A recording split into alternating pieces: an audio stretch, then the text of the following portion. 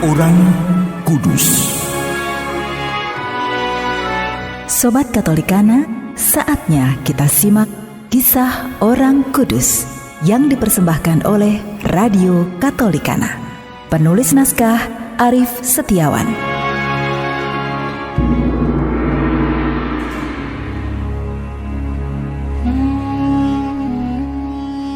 Saudara-saudari, hari ini kita akan mengikuti kisah Santo Pontianus dan Santo Hippolytus, dua orang imam dan martir.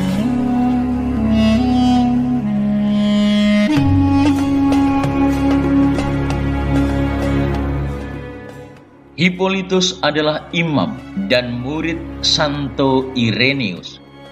Ia adalah pendatang di Roma dan berpendirian keras. Hippolytus tidak saja menentang pemilihan Kalistus menjadi paus, ia bahkan tidak mau mengakui Santo Kalistus sebagai paus terpilih. Dalam sejarah kepausan, Hippolytus dikenal sebagai paus tandingan pertama dalam gereja. Pada tahun 235, atas perintah Kaisar Maximinus, Paus Pontianus dan Imam Hippolytus ditawan di Sardinia dan dihukum kerja paksa di pertambangan. Dalam ketakberdayaan dan kesengsaraan itulah mereka kemudian menjadi bersahabat. Hippolytus kembali ke pelukan gereja dan tunduk pada Paus Pontianus. Kedua sahabat ini disiksa dan wafat sebagai martir karena imannya.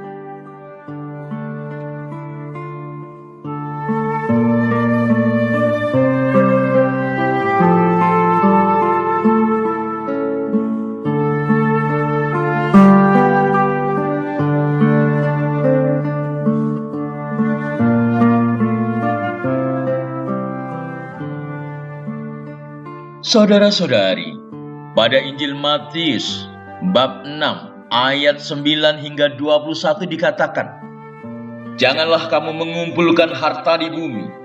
Di bumi ngengat dan karat merusakkannya dan pencuri membongkar serta mencurinya.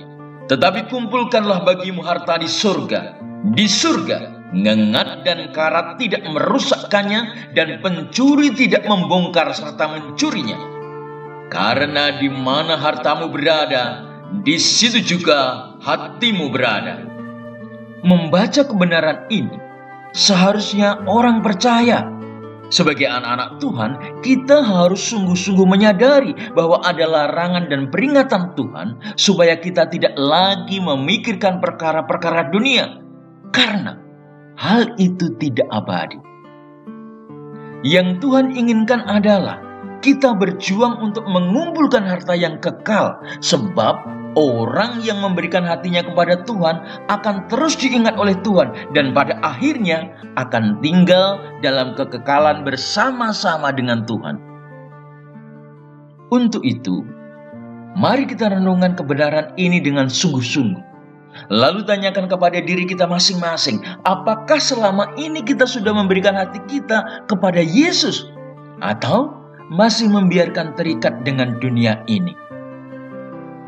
Adalah mutlak adanya jika sesungguhnya hati kita hanya menjadi milik Tuhan sekarang dan sampai selama-lamanya.